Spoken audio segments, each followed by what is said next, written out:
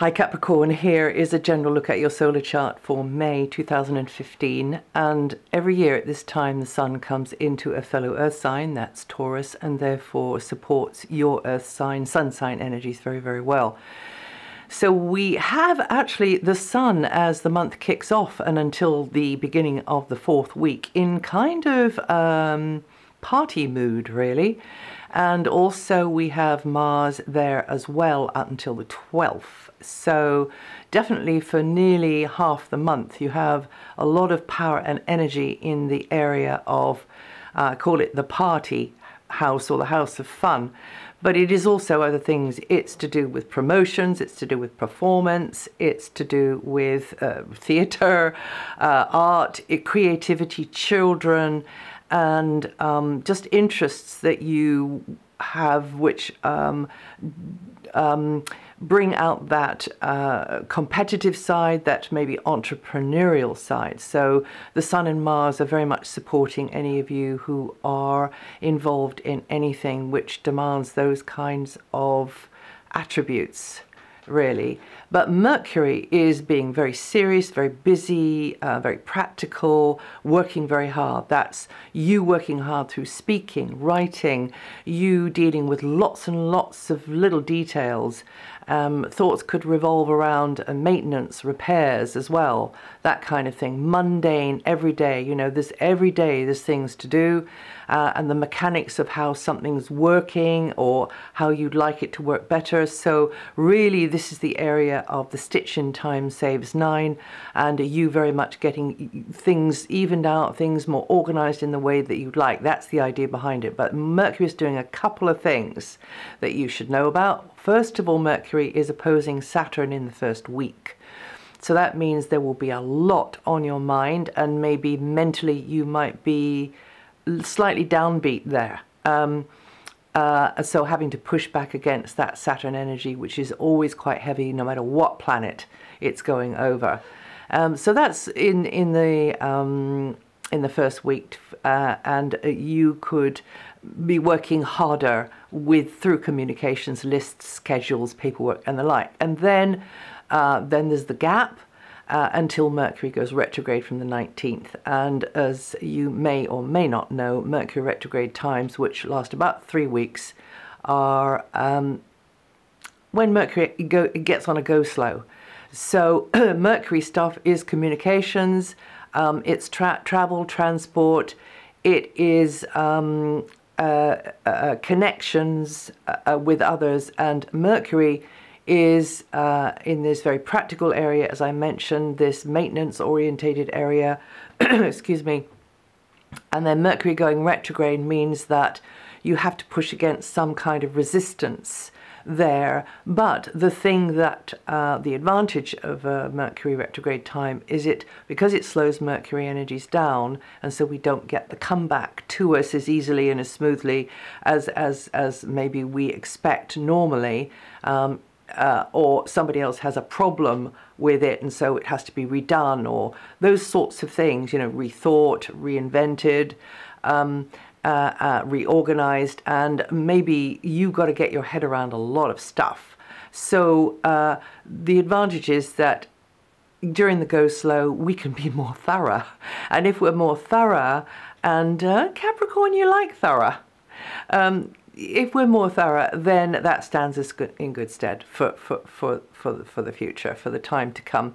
And you can really be happy that you have set things in place to get things running the way you prefer. Also, this area is about the physical body and everything that goes with it, you know, the mind, the heart, the emotions. And also, we could say connected to the physical body is the spirit as well. So you can be busy with any of that side of life also.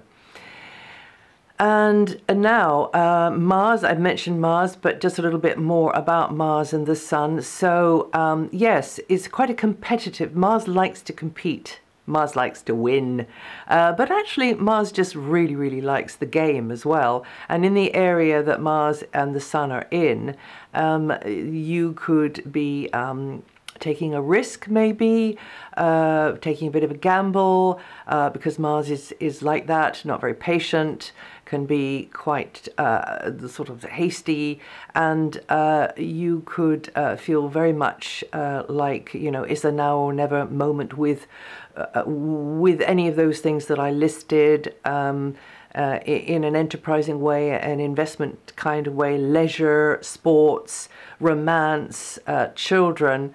It's sure that you will be more physically in demand, but maybe you have to just put a tiny bit of a break sometimes, and you're good at breaking because you are, of course, a Saturn child. So you know about pacing yourself, and you know about going forward in a step-by-step, safe sort of a way. But I just thought I'd mention it. And whatever's going on, you could feel more in your power. You might even feel more center stage, and that's up until the 12th. You could be more in touch with your child within. So overall, this is a great time to get active with projects you enjoy, which are rewarding and empowering, and you're more in the mood to invest time and resources on an outside chance as well. Then from the 12th, Mars moves from that area there and goes into the same area as Mercury. So then you are really, really got your mojo on, you're working hard, you're trying to get organized, you're busy, busy, busy. And Mars likes to be dynamic and physical, so maybe practical, hands-on, related to the job or the chores that you have to do, or the maintenance or the repairs or health and fitness. So there you are, you know, doing your diet and exercise, or maybe just getting things, a new broom sweeping clean sort of energy, having a bit of a spring clean and working quite hard at it. Collaborations can be productive and achieve success. But a co-worker or helper may try your patience. So there might be a little bit of sort of toing and froing on that. And by the way, you Capricorns born in the time close to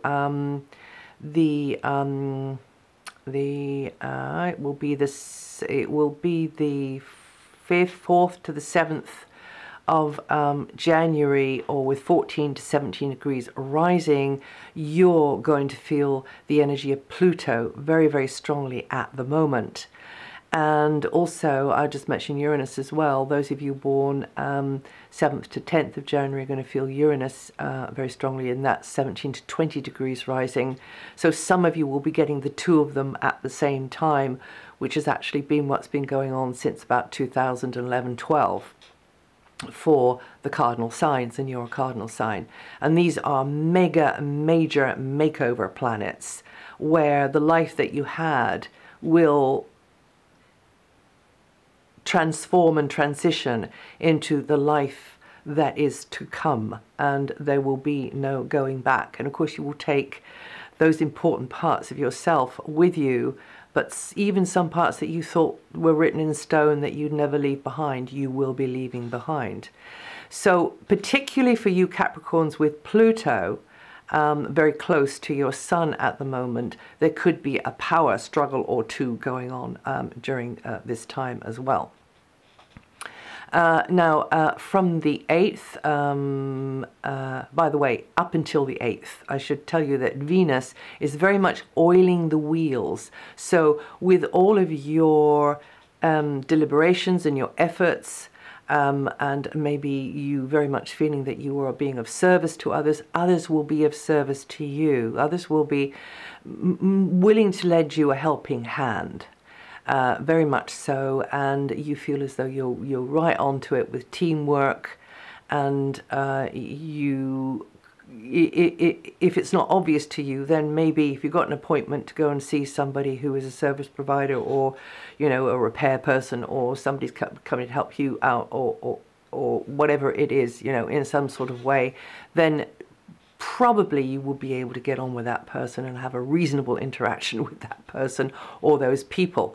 And then from the 8th, Venus moves into even a stronger position, where on the one hand, affairs of the heart will be very much favored, but on the other hand, in a working sense, there is potential there and promise there for a good collaboration good cooperation with others, getting it balanced, getting it harmonious, getting it evened out. So if there's been trouble, then, you know, the hatchet can be buried. You know, that this does actually give the opportunity. Even though Mars is feeling very feisty and there could be power struggles going on, Venus is kind of there in the background, you know, sort of waving a cooling fan over everything and just cooling down hot heads, if it's like that. But you get the idea anyway.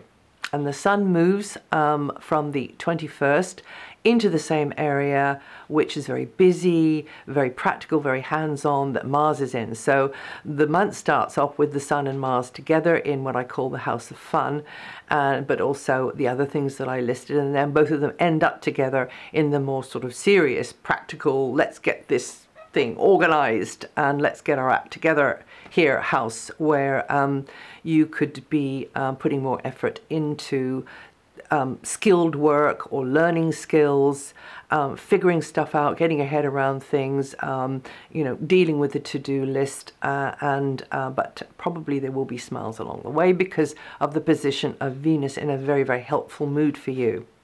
I should mention that also Mars goes across Saturn at the beginning of the third week, which could fleetingly slow you down, put a bit of a damper on things, and you feel as though you're sort of having to carry more, and there might be a dip in your energy. And then also, for your information, the Sun goes across Saturn by opposition in the first half of the last week, resulting in maybe you having to be more serious, take things a lot more seriously, just there, and a dip in confidence, maybe a dip in enthusiasm there. But these are very, very brief transits, but worth a mention.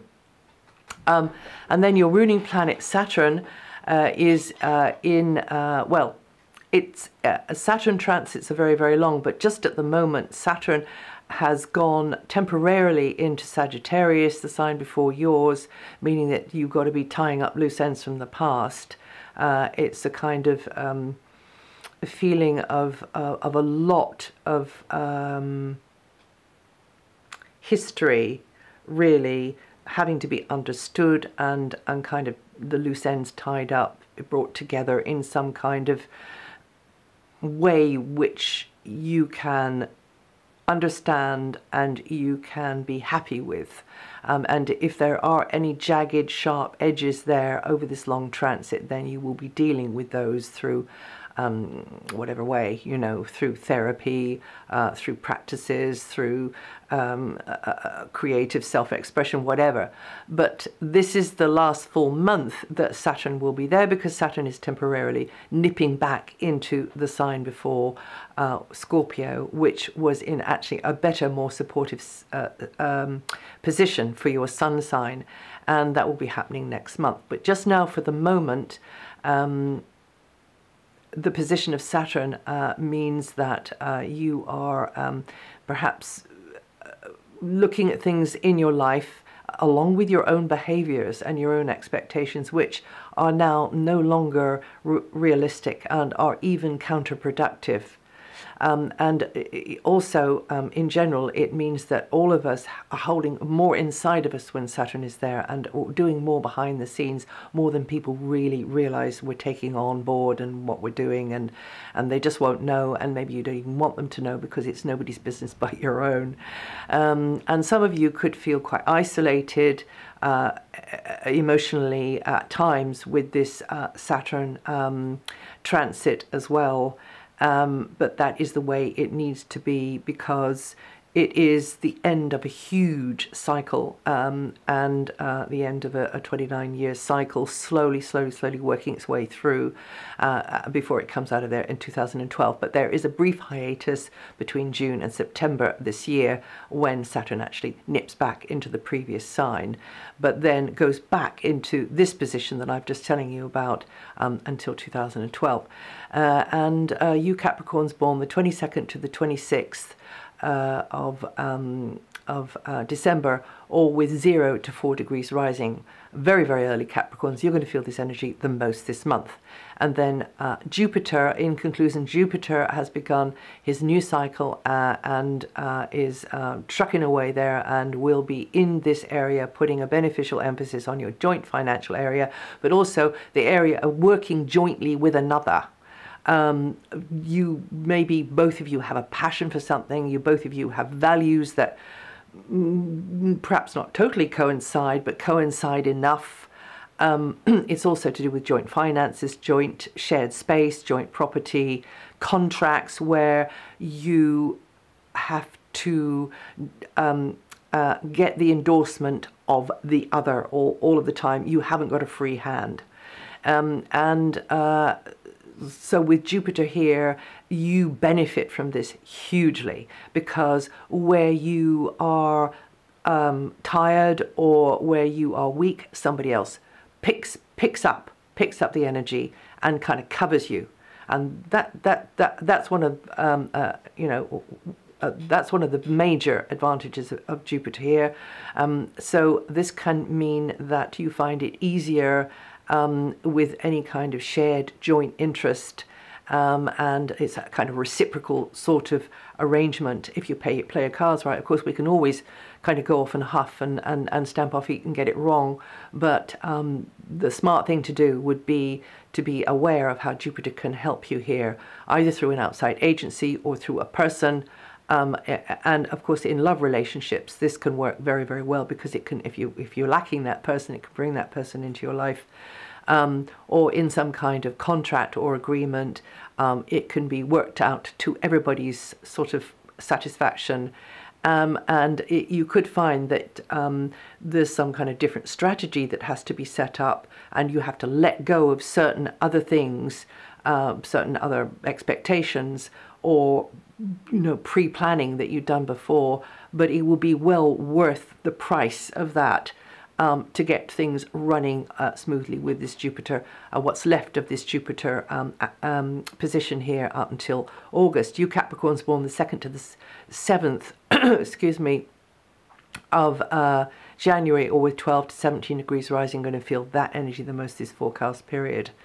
And the really beautiful energy that's going on at the moment with Jupiter is that since March, Jupiter has been very close by degree to Uranus, and even though in May they're a little bit further apart, they come back close together again for particularly the second half of June, but they're still bouncing energies and sharing and energies and talking to each other in the sky, because they're so close by aspect. And that is a real, almost like a wild card, but it's very positive, very positive. It's like, maybe a tradition could be broken. And I know you are about traditions and about, taking the safe, secure way. But this is the moment where there's a little bit of fairy dust there, a little bit of like, how the heck did that happen? That's amazing sort of energy around. So you have to be flexible. You have to be open to experimentation, to thinking outside of the box. It's very, very promising. And it becomes even more noticeable in June. And that's it for May. If you know your rising sign and your moon sign, listen to those. And this is all written up on my website. Well, the basics of it is. And I'll see you the next time.